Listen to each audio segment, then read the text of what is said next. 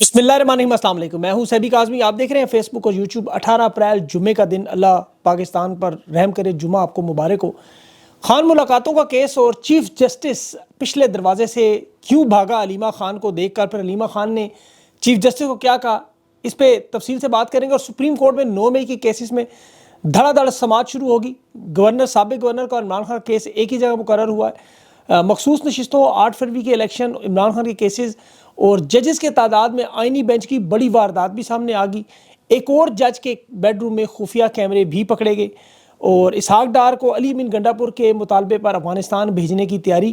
سعودی عرب ایران کے درمیان تعلقات میں بہت بڑا بریک تھرو، اور حوثیوں کے درمیان کیا آ رہا ہے، اور وزیر دفاع اور فوج کے جو انچارج ایرانی سپریم لیڈر سے ملے ہیں۔ پھر ڈونلڈ ٹرمپ کا ایک بڑا اہم بیان، یہ معاملہ پاکستان سے بھی جڑا ہوا ہے۔ روس نے آج باضابطہ آفیشلی طور پر افغانستان کو دہشت گردوں کی لسٹ سے نکال کے تسلیم کر لیا، اور بنگلہ دیش نے اپنے ملک میں پاکستانیوں کو بے دخل کرنے، افغانی ماڈل جو پاکستان میں لگا ہوا ہے، اور ساتھ ہی 1971 کی معافی اور 4.1 ارب ڈالر کا مطالبہ باضابطہ طور پہ۔ ان تمام خبروں کی تفصیل سے بات کرتے ہیں، لیکن آج میاں عباد فاروقی پہلے ایک دہاڑ تھی جسے تحریک زندہ ہوئی، اور آج ایک تقریر آ گئی، سوشل میڈیا پر سب سے بڑا ٹرینڈ بھی بنا ہوا ہے۔ یہ اصل میں ایک شہید بچے کے باپ کی دھاڑ تھی جو پریزن وین کے اندر سے آئی۔ پوری قوم کا ضمیر جھنجھوڑنے کے لیے کافی، ایک باپ کا کلیجہ چیر دینے والی یہ ایک نعرے تھے، تحریک انصاف کی رگوں میں جو دوبارہ زندگی دوڑا رہی۔ یہ کوئی معمولی سیاسی کارکن نہیں جو پارٹی ٹکٹ یا وزارت کے لیے قید کاٹ رہے۔ یہ لوگوں کو کہہ رہا تھا مدینہ کی ریاست بنانے والے کا ساتھ دو، عمران خان کو رحمت اللہ کہا کرو، یعنی اللہ کی اس پہ رحمت ہو۔ یہ اس لیے نہیں کہہ رہا کہ عمران خان ایک سیاسی لیڈر ہے، ایک رہنما ہے، یا یہ ان کا کوئی فین کلب ہے، یا اس نے کوئی پارٹی کا ٹکٹ لے لینا ہے یا وزارت لینی ہے۔ اس نے اپنی اولاد کی قربانی دیا، جو دنیا کا سب سے مشکل کام ہے۔ یہ پارٹی فنڈ بھی دے سکتا ہے، اور اس نے دیا بھی ہے۔ صبح دوپہر شام دیکھیں سیاسی رہنما شہر شہر گھومتے ہیں، جلسے جلوس کرتے ہیں، احتجاج کرتے ہیں، لیکن جہاں اولاد کا معاملہ ہو وہاں پارٹیاں چھوڑ دیتے ہیں۔ سب متفق ہے اس بات پہ۔ اس نے 10 سال بے گناہ قید بھی منظور کی، صرف ایک لائن آج لکھ کر دے دے تو اس کی 10 سال کی سزا بھی ختم، اس کا کاروبار بھی بحال۔ مراد راس اسی کیس میں میاں عباد فاروق کے ساتھ نامزد۔ ہر اتوار کو وہ اپنا ہیوی بائکس نکال کے پورے پاکستان کا چکر لگاتا ہے، کاروبار بھی دھڑا دھڑ چل رہا ہے، پارٹیاں بھی ہو رہی ہیں، انجوائے بھی کر رہے ہیں زندگی۔ اور یہ بڑے پیسے والے لوگ، میاں عباد فاروق، 1 کروڑ اس نے شوکت خانم کو چندہ دیا تھا اس وقت۔ ان کا تو سارا کاروبار تباہ برباد ہو چکا ہے، اور اس کی تو اولاد دیکھیں، میں نے پہلے بھی کہا سب سے مشکل کام، ہر باپ یہ سننے والا ذرا سوچے۔ اور یہ جو کہہ رہا تھا آج کہ میرا خان پہ سب کچھ قربان، وجہ کیا ہے؟ وجہ سوچیں۔ وجہ ہے ناموس رسالہ صلی اللہ علیہ وسلم، جو پاکستان عمران خان نے مقدمہ لڑا۔ دیکھیں بڑے رہنما پاکستان میں، ذوالفقار علی بھٹو نے سلامتی کونسل میں ایک تقریر پھاڑی تھی، لیڈر بن گیا۔ عمران خان نے اقوام متحدہ میں دونوں ہاتھ کھڑے کر کے جو للکارا تھا کہ آپ ہمارے نبی پاک صلی اللہ علیہ وسلم کی توہین نہیں کر سکتے، جس انداز میں خان نے وہ ناموس رسالہ صلی اللہ علیہ وسلم کا اقوام متحدہ میں مقدمہ لڑا، جو ڈیوٹی اللہ نے اسے لی، 15 مارچ اسلاموفوبیا کا دن بنا، خان کا وہ رتبہ پاکستان کے عام سیاسی رہنماؤں سے بہت اوپر چلا گیا۔ وہ ہالینڈ کے چاہے خاکے ہوں، اس پر احتجاج ہو، سفارتی دورے کینسل ہوں، مدینہ میں ننگے پاؤں چل کے جانا ہو، رحمت للعالمین کمیٹیاں بنانا ہو، رسول پاک صلی اللہ علیہ وسلم زندگی پر ریسرچ کروانی ہو، سیرت النبی نوجوانوں کو سمجھانے کا کہا ہو۔ عمران خان کا سارا کام ایک طرف، ساری سیاسی زندگی، ورلڈ کپ، شوکت خانم، یہ ایک طرف کامیابیاں، لیکن یہ جو عشق رسول صلی اللہ علیہ وسلم میں ڈوبا ہوا عمران خان ہے، وہ اس قوم کے دلوں پر نقش کر گیا ہے۔ یہ بات یاد رکھیں، یہ میاں عباد فاروق نہیں ہے، یہ پاکستان میں ہر عاشق رسول صلی اللہ علیہ وسلم کی پکار یہی ہوگی۔ انہیں پتہ ہے کہ ان کا لیڈر سچا اور سزا اس بات کی ہے۔ ذوالفقار علی بھٹو کو 1973 کے آئین میں جو آپ کو پتہ ہے معاملہ پھانسی ملی تھی، خان نے مقدمہ لڑا تھا۔ یقین کریں جس دن خان کی یہ تقریر تھی، مجھے یاد ہے بہت سے میرے انٹرنیشنل مجھے کہا تھا یہ خان کو نہیں چھوڑیں گے، اب مسلمان عربی صحافی یہ برملا کہتے تھے، یہ نہیں چھوڑیں گے خان کو۔ وہی ہوا، یہ سعادت اللہ نے خان کے لیے رکھی تھی۔ آج جو دنیا اس کی دیوانی ہے، ورنہ آپ سوچیں کہ ایک مجبور باپ، مطلب خود جیل میں، اولاد اس کا بچہ شہید ہو گیا، کاروبار تو بہت، سب کچھ قربانیاں دے کے، اس کا عزم اور حوصلہ تو ذرا دیکھیں۔ مطلب آپ ذرا سوچیں اس بات کو تھوڑی دیر، یہ کون سا ایسا نظریہ ہے کہ جس نے اسے دیوانہ بنایا ہوا ہے کہ وہ پورا خاندان دوبارہ قربان کرنے پر تیار ہے؟ اور اس طرح کے باخدا لاکھوں ہزاروں نوجوان آپ کو مل سکتے ہیں۔ میں نے بہت سارے لوگوں سے پوچھا، آپ کسی سیاسی لیڈر کی دل میں محبت نہیں پیدا کر سکتے، تاریخ کھنگالے ذرا، اس کی وجہ کیا ہے کہ عمران خان کی جو محبت اس وقت لوگوں کے دلوں میں ہے، وہ رسول اللہ صلی اللہ علیہ وسلم کی ناموس کی، مجھے اور کوئی وجہ نظر نہیں آتی۔ یقین کریں اللہ اس کا امتحان بھی اسی وجہ سے لے رہا ہے، اور اس کی محبت لوگوں کے دلوں میں بھی ڈال رہا ہے۔ ورنہ سیاسی اعتبار سے تو سارے رہنما موجود ہیں، تکلیفیں بھی کاٹتے رہے، لیکن یہ جو معاملہ ہے اسے ذرا آپ سمجھنے کی کوشش کریں۔ آپ بھی کمنٹس میں اپنی رائے دیں۔ مجھے تو لگتا ہے اس کی وجہ یہی ہے کہ جو لوگ خان کے ساتھ جڑ گئے ہیں اس طرح، اور پاکستان کی قوم جس طرح اس کا ساتھ دینے کے لیے تیار ہے. اور جو خان پر جو سختیاں اس طرح نظر آ رہی ہیں یہ تاریخ میں کبھی نظر نہیں آئی. وجہ یہی نظر آتی ہے. آج علیمہ خان جا رہی ہیں اور چیف جسٹس علیمہ خان کے آنے پر پچھلے دروازے سے بھاگ رہے ہیں. وہ عملے سے پوچھ رہے چیف جسٹس کہاں ہے, پہلے تحریک انصاف والے کہتے ہیں جی چیمبر میں. وہ جو ہی علیمہ خان اور تحریک انصاف والے آتے ہیں عمر یوں پہنچتے ہیں وہ جسٹس صاحب جو پچھلے دروازے سے غائب. مطلب آپ سوچیں ایسا کبھی ہوا؟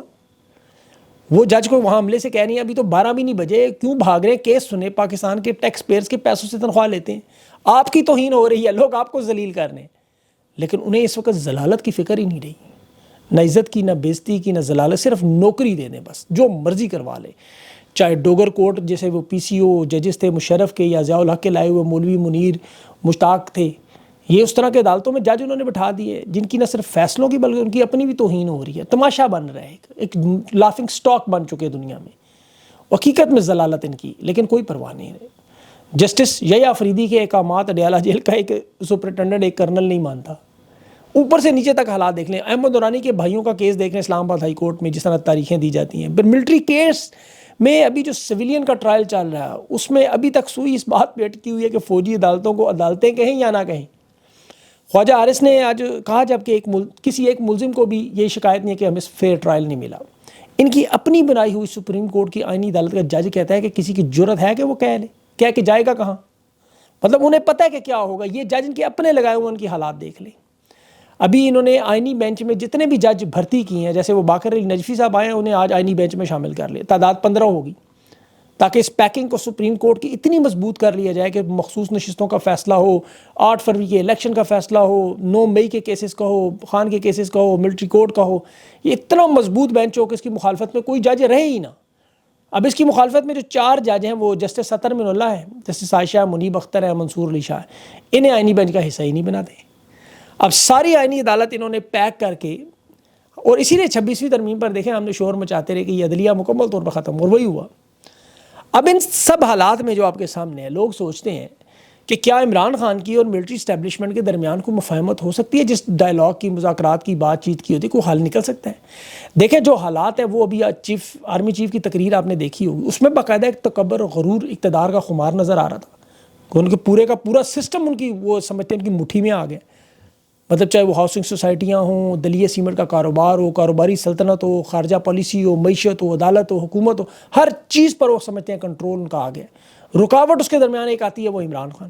اب عمران خان کیا چاہتا ہے؟ عدلیہ آزاد ہو, معیشت خود بخود چلے, ملک خود بخود چلے, آزاد خود مختار فیصلے ہوں, کرپشن نہ ہو, آئین اور قانون کی حکمرانی ہو.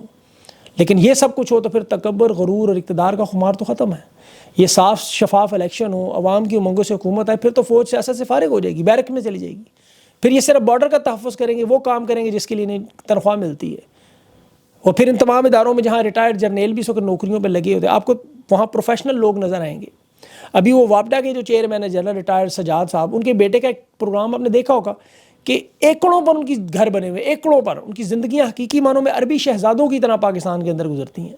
تو انہیں مفاہمت, مذاکرات کسی صورت میں سوٹ نہیں کرتے. وہ تب کریں گے جب ان کے اوپر کوئی دباؤ ہوگا, اور وہ دباؤ ہوگا عوام کا. ظاہر ہے عوامی دباؤ جب آپ کو پتہ ہے بڑھتا ہے تو پھر تبدیلی کا اثر شروع ہوتا ہے. پھر ادارے میں بھی لوگ نظر آتے ہیں, پھر باہر بھی سب کو نظر آتا ہے, کیونکہ وجود خطرے میں پڑتا ہے ادارے کا. پھر مفاہمت کی بات چیت شروع ہوتی ہے, پھر اس بات چیت کا کوئی فائدہ نظر آتا ہے. اور یہ کس طرح ہوتا ہے عوام کو موبلائز کرنا؟ یہ جو میاں آباد فاروق کی ہم بات کر رہے ہیں, یہی لوگوں کو موبلائز کرتی ہے, یہی تحریک اٹھتی ہے, یہی حالات انہیں بتاتے ہیں کہ آپ یہ ان حالات سے آپ کے اپنے حالات جڑے ہوئے ہیں, آپ کی اپنی زندگیاں جڑی ہیں. کسان جس طرح آج لٹا ہوا ہے, تاجر لٹے ہوئے ہیں, ہر طبقہ پسا ہوا ہے. ورنہ الیکشن ہوں گے تو اسی طرح عمر کوٹ کا الیکشن آپ دیکھ لیں, یہ ٹوٹل ووٹ جو آپ کے اس حلقے میں اس سے زیادہ ڈبوں میں سے نکل آتے ہیں. 139 ووٹ تھے حلقے میں, 800 وہاں سے نکل رہے ہیں, 200 ووٹ کہیں تھے تو وہاں ہزاروں نکل رہے ہیں. تو انہوں نے الیکشن ہمیشہ اب ایسے ہی کروانے ہیں, یہ یاد رکھیں. جو نہیں جیتے گا فارم 47 بنا کے اس کے ہاتھ میں دے دیں گے. تو اس لیے الیکشن پر آپ زیادہ امید نہ رکھیں, سسٹم کو بدلنا ہے آپ نے.